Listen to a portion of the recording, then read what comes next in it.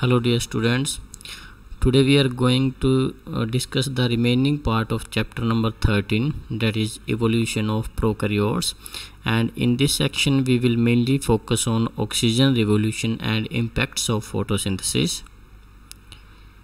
In our previous lecture we have studied a lot of about the conditions on early earth or the conditions on primitive earth. The atmospheric conditions on primitive earth were very different than what we have today, and it was thought that the first atmosphere of the earth was made up of hydrogen and helium, and it was reducing because of absence of oxygen. Also, we have studied a lot about origin of primitive life on primitive earth under reducing environmental conditions by a complex chemical process known as chemogeny.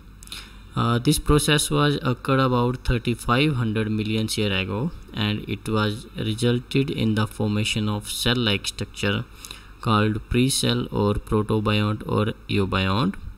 Later on, these protobionts they evolved themselves into prokaryotic cells like Monera, which includes bacteria, cyanobacteria, and mycoplasma. These prokaryotes they finally evolved themselves into eukaryotes. We have studied about the nature of first prokaryotic cells. As we know, the first prokaryotic organisms they were anaerobic because of absence of oxygen. They were chemoheterotrophs as they obtained their nutrition from surrounding medium or primitive sea, and their genome have small number of genes. These primitive chemoheterotrophs they derive their energy simply by the process of glycolysis. Along with heterotrophism, there are several other modes of nutrition, such as parasitism, in which some organisms feed on or within the body of other living cells, just like the parasites. The another mode of nutrition was saprophytism. That one they feed on dead and decaying cells, and the next was predation or animalism, in which some organism they eating the other organism either whole or their body parts. Also, we have studied about the various stages of evolution of prokaryotic life. As we discussed in our previous lecture, the first stage of evolution of prokaryotic life was chemoheterotrophs. They simply obtained their chemical food from surrounding medium. The second stage was chemosynthesis or chemoautotrophs. Such organisms they synthesized their food by themselves with the help of some chemical energy which was produced during fermentation. And the third stage of evolution of prokaryotes was anoxygenic photoautotrophs. They simply synthesized their food by using sunlight, but in absence of oxygen, that's why they named as anoxygenic photoautotrophs. And the last one was aerobic photoautotrophs, as they synthesized their food with the help of solar energy, and the oxygen was present at that time, that's why they were named as aerobic photoautotrophs. During early earth, when the atmosphere was reducing and the earth was totally free of oxygen, the early earth atmosphere was reducing as because of there was no oxygen, and this atmosphere was full of greenhouse gases like carbon dioxide, sulfur dioxide, water vapors, ammonia, and methane. Later on, oxygen evolution was occurred, and what happened in this? Simply the evolution of prokaryotic life, aerobic photoautotrophs, they were originated about 3500 million years ago. First aerobic photoautotrophs they were cyanobacteria and also known as blue-green algae. They started synthesizing their organic food by the process of photosynthesis, as it is shown in figure. They simply used water and carbon dioxide in the synthesis of their organic food, and the energy for this process was obtained from the solar energy or solar radiations, and oxygen was released in this process as a byproduct. In this way, the oxygen evolution was occurred, and it was mainly released by aerobic photoautotrophs, that were cyanobacteria or blue-green algae. Now the question is, what happened when the oxygen was released in the atmosphere? It was toxic for most of organisms. At that time, no living organisms were on earth that were able to use the oxygen. That's why abundance of oxygen was toxic for most of autotrophs, and they become extinct. There are lots of other effects of oxygen revolution, like with increase in photoautotrophs or blue-green algae, oxygen was liberated in the sea and then into the atmosphere, which brought about following changes. The first change was the first impact was it was toxic for most of anaerobic organisms, and they were got killed. Only those survived who used oxygen in the oxidation of food to derive maximum energy, and they become aerobes.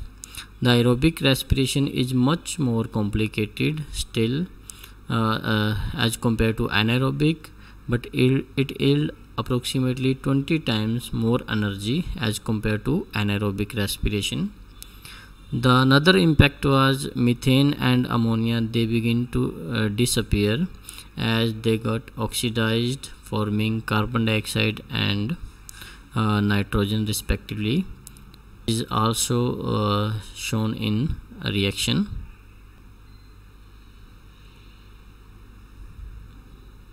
Similarly, with the evolution of oxygen, the Earth's atmosphere became oxidizing. This transition from reducing to an oxidizing atmosphere, it was started about 3 billion years ago and was completed by 1.5 billion years ago. Because of lightweight, oxygen gas floated to the top of atmosphere and was exposed to ultraviolet radiations of the sun. Those ultraviolet radiations splitted the diatomic oxygen molecule and helped to create ozone, which is made up of 3 oxygen atoms covalently bonded to one another.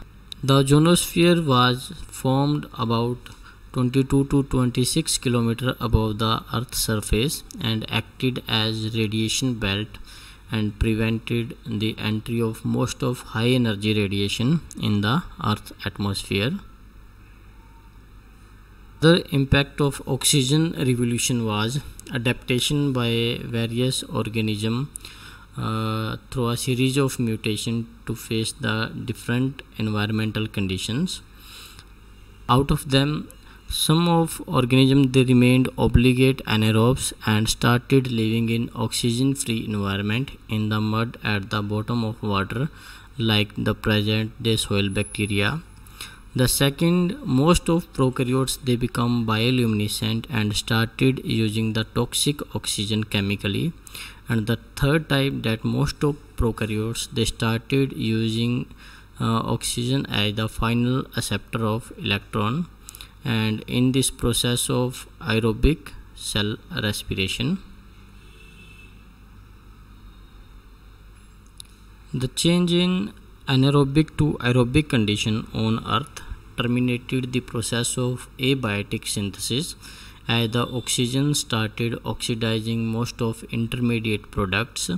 So the evolution of oxygen resulted in the oxygen revolution, which resulted in tremendous changes in the development of organism and also in the development of surrounding environment. By these changes, the composition of primitive atmosphere changed to the present atmospheric condition. In this way, about 2.5 million years ago, The oxygen revolution produced a variety of prokaryotes like heterotrophs, chemoautotrophs, photoautotrophs, anaerobes, and aerobes. All were competing for nutrition and space on the earth. Formation of ozone was also a revolution in the origin of primitive life, as the ozone layer helped to block some of the UV radiation from reaching Earth. This made it safer for life to colonize on land without being susceptible to those damaging radiations. Before the ozone layer formed, life had to stay in the ocean where it was protected from the harsh heat and radiations by ocean water. And with the formation of ozone layer, it was the beginning of land life, as ozone layer formation made it possible for organisms to migrate on land from seawater. In this way, the aerobic photoautotrophs, they simply synthesized their food by using solar energy as energy source. They just used CO2 and water to produce their organic food, and oxygen was released as byproduct. Now we are going to discuss the impact of photosynthesis. With the evolution of prokaryotic life, aerobic photoautotrophs, they were originated about 3500 million years ago. They were cyanobacteria and started synthesizing their own organic food by the process of photosynthesis. By this process, the radiation energy was fixed as chemical energy in the form of organic compound, especially glucose, and the oxygen was released as byproduct of photosynthesis.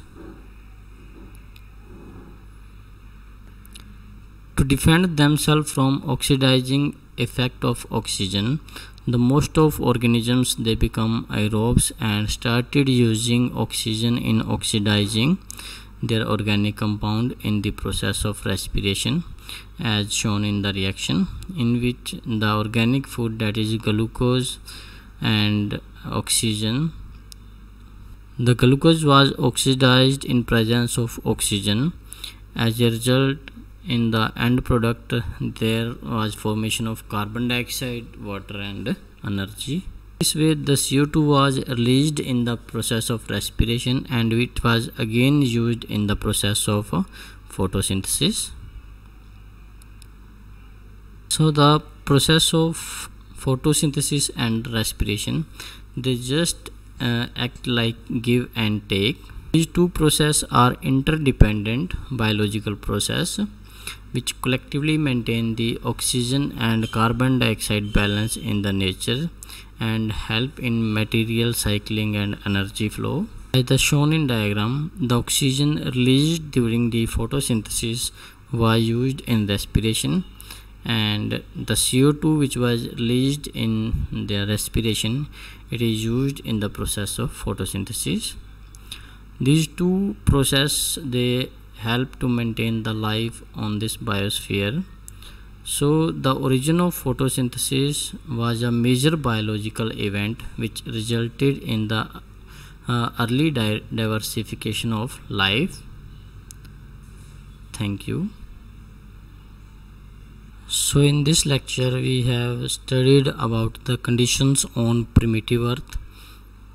Then we studied about the formation of primitive life about 3500 million years ago. Then we studied about the nature of prokaryotic cells, as they were anaerobic because of absence of oxygen. They were chemoheterotrophs and they obtained their food from surrounding medium. There was some other mode of nutrition like parasitism, saprophytism, and predation. Later on we studied about the stages of evolution of prokaryotes, and the first stage was evolution. First stage of evolution was chemoheterotrophs, later on chemoautotrophs, the third was anoxygenic photoautotrophs, and the final stage was aerobic photoautotrophs. Later on we studied that the conditions on primitive earth was oxygen free, means anaerobic condition. And then we studied about evolution of oxygen, which was started about 3500 million years ago with the help of aerobic photoautotrophs. And the first aerobic photoautotrophs, they were cyanobacteria or blue-green algae. Later on we studied that the oxygen on primitive earth was toxic for most of organisms and they were killed. Then we studied about effects of oxygen revolution, as it was toxic for most of anaerobic organisms. Later on methane and ammonia, they began to disappear as they got oxidized.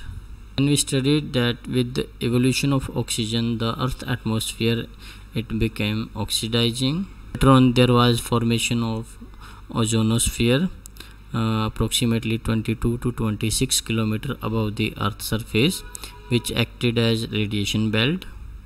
Then we studied about adaptations in organism, as most of organism they remained obligatory anaerobes and they started living in oxygen free environment.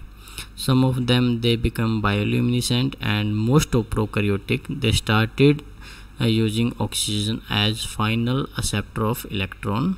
Then we studied that ozone layer, it helped to block the UV radiation from reaching the earth and provided a safer environment for living organisms.